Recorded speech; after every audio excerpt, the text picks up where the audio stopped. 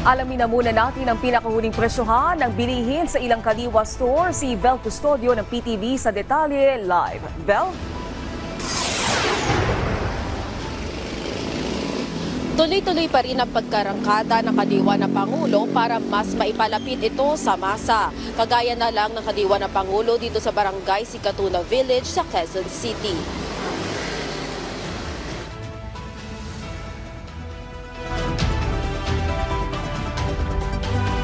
Nagtitinda, bahagyang bumaba ang presyo ng mga gulay.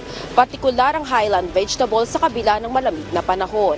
Ilan sa mga presyo ng Kadiwa at Balintawak Market, ang patatas na nabibili ng 12 pesos kada piraso sa Balintawak Market, ganun din sa Kadiwa. Ang cauliflower naman ay 120 pesos kada kilo sa Balintawak Market, kapareho sa Kadiwa na mabibili din ng 120 pesos kada kilo. Ang sibuyas naman ay 140 pesos kada kilo sa Balintawak Market, habang 100 pesos naman sa Kadiwa. Ang bawang ay 140 pesos kada kilo sa Balintawak Market at 240 pesos din sa Kadiwa.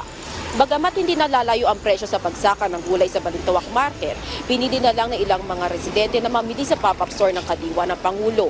Ayon sa mga residente, walking distance lang ang Kadiwa pop-up store dito sa Barangay Sikatuna Village. Ang iba naman ay napadaan dito para mamili at dumiretso sa kanilang trabaho. Bukod sa mga gulay, mas pinalawak na rin ang Rice for All program kung saan mas abot kayang mabibili ang well-milled rice. Nabibili ang bigas dito ng 40 pesos kada kilo at 36 pesos naman para sa sulit rice. Mas murang bigas ang nakaangkla sa layunin ng Pangulong Ferdinand R. Marcos Jr. na paramihin at mas ilapit sa masa ang murang bilihin sa Kadiwa para sa food security.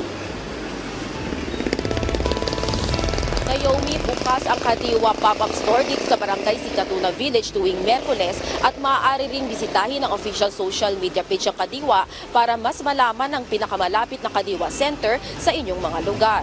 Mula sa People's Television Network, Vel Custodio, Balitang Pambansa. Maraming salamat, Vel Custodio.